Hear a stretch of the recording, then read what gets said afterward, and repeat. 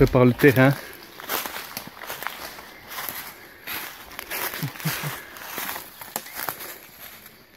Il y a Omer qui cherche le bois.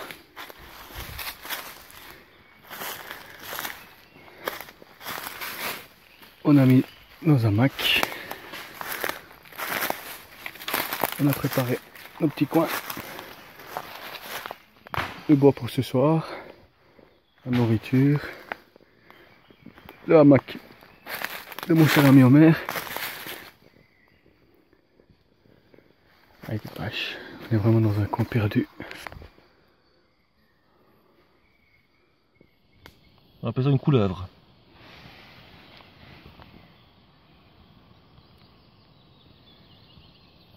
Il a bouffé de la terre, hein. C'est dans sa gueule?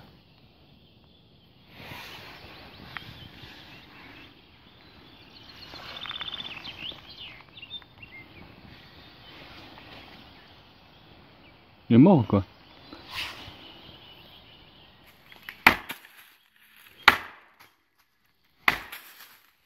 Voilà, c'est le morceau choisi. Parfait. Voilà, on a déjà préparé notre foyer. On attend juste la nuit pour pouvoir tester une nouvelle technique de feu. J'ai oublié comment ça s'appelait, mais le principe c'est d'allumer le feu au-dessus et non en dessous, pour avoir moins de fumée et pour que le feu dure plus longtemps. Je vous présente le pouf improvisé, donc un sac plastique avec de la mousse à l'intérieur sur un morceau de pierre pour être à l'aise. Un petit café peut-être, ou on mange directement? Écoute, on a des plats lyophilisés de qualité supérieure, organiques. Ce sont les types de plats utilisés pour les expéditions en haute montagne et dans les régions polaires. Donc question nourriture. On va tout dévoiler comme ça, on fait une présentation en bonne et due forme. Donc ça, il s'agit de fruits des bois séchés. En fait, tout ce qui est fruits rouges, il faut le savoir, sont hypocaloriques. Même si ils paraissent sucrés, même s'ils sont vraiment, ils ont un goût très doux au palais, ils ne sont pas glycémiants comme la plupart des fruits. C'est le gros avantage. Ça, c'est du pain sans levain, des cracottes séchées, composé uniquement d'épeautres et un peu de purée de sésame et de sésame dessus, des graines de sésame dessus. Donc il faut savoir que l'épeautre est le plus vieux graminé cultivé par l'homme. On le retrouve chez les Sumériens. Malheureusement, il est tombé en désuétude avec le temps au profit du froment et d'autres céréales. Alors, il faut savoir que le froment actuel n'est pas le froment de nos arrière-grands-parents, de nos aïeux, mais c'est un froment qui a été importé après la guerre, après la Deuxième Guerre mondiale, des États-Unis, qui par croisement progressif, par croisement successif, ont multiplié les grains sur les épis pour augmenter le rendement.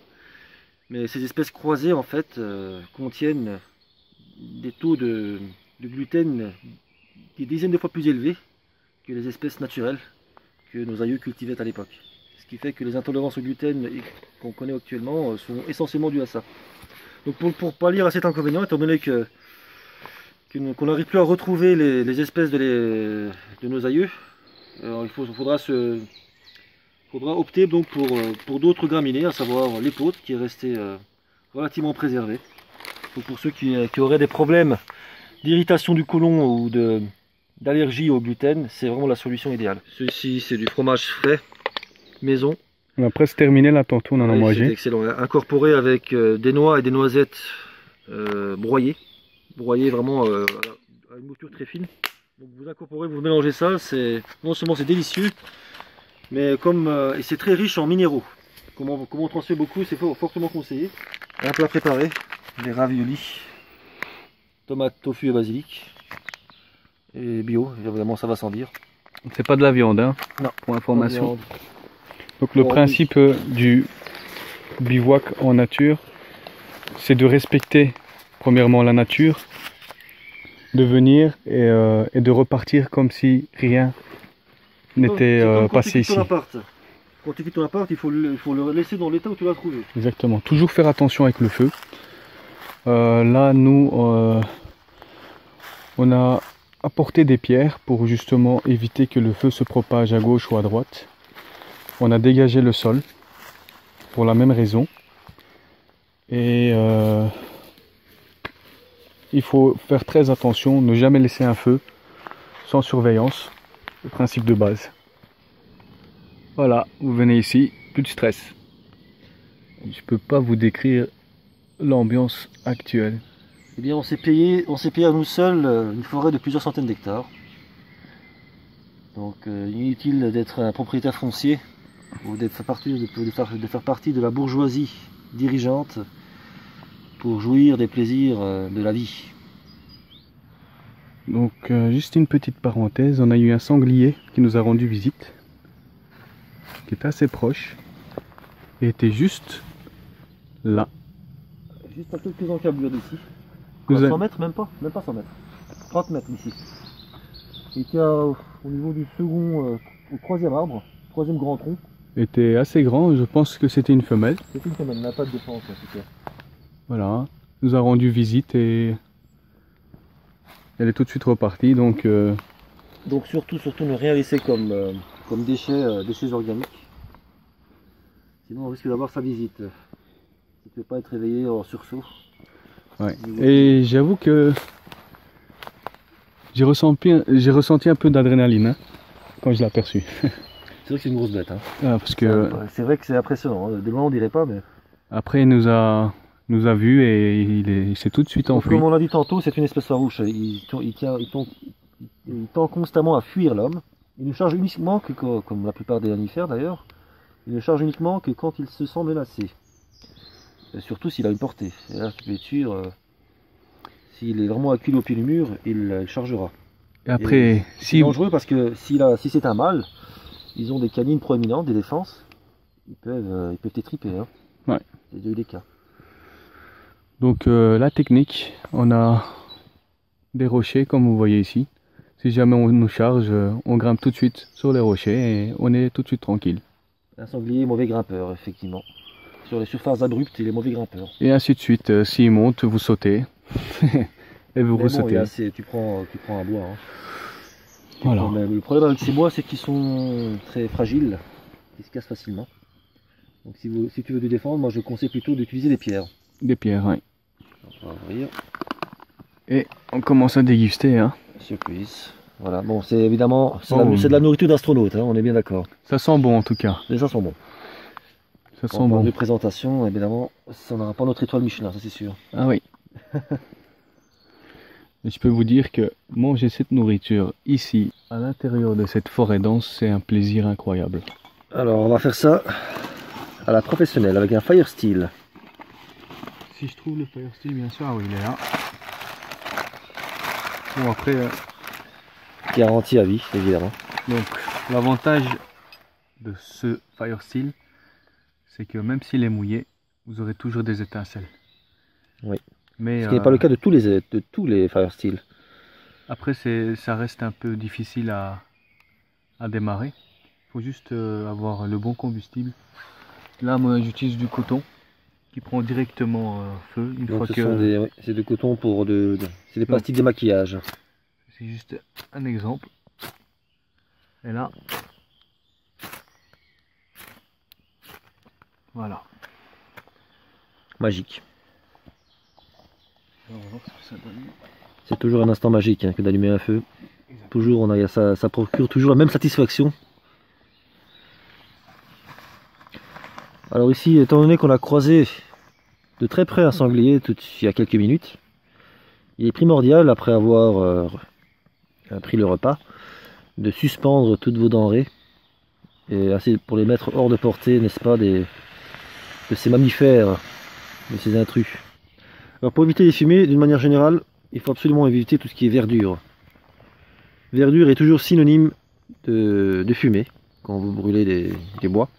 Donc évitez les lichens qui sont dessus, les feuilles vertes, ou alors et a fortiori les bois qui sont encore humides. Ça c'est des fumées à coup sûr. au cas où le fire steel viendrait à se casser ou à se perdre, ça peut arriver. Donc il y a toujours ce bracelet, c'est un bracelet de survie qu'on appelle. Une fois défait, elle fait combien de mètres? 6 5 ou 6. 5 ou 6 mètres, voilà. Et donc c'est un bracelet qui est muni d'une ligne de pêche aussi, avec un hameçon à l'intérieur. La fire steel. Et enfin, c'est un fire steel qui sert à la fois de verrou pour maintenir le bracelet. Mais dans ce cas, il faut juste avoir de préférence un couteau pour frotter sur le cylindre fire steel.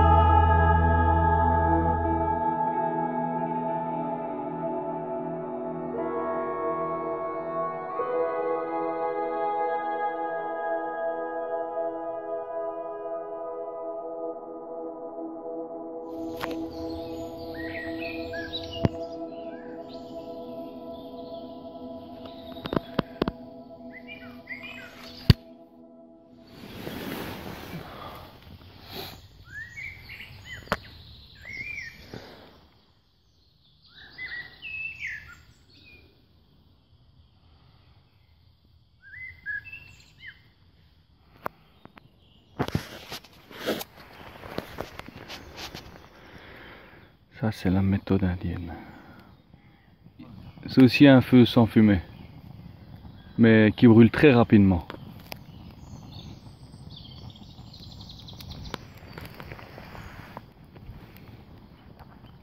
C'est pour avoir vite des braises.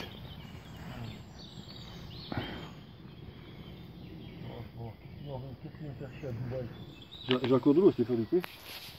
Du thé? Ouais, on peut. Enfin. En fait, on le voit pas dans la vidéo, mais on a fait du thé. Et là, on va faire notre petit déjeuner. Tu crois que la braise est encore chaude pour faire un thé? Non, il faudra refaire un feu. Voilà. On va camper ici. Pas de déchets.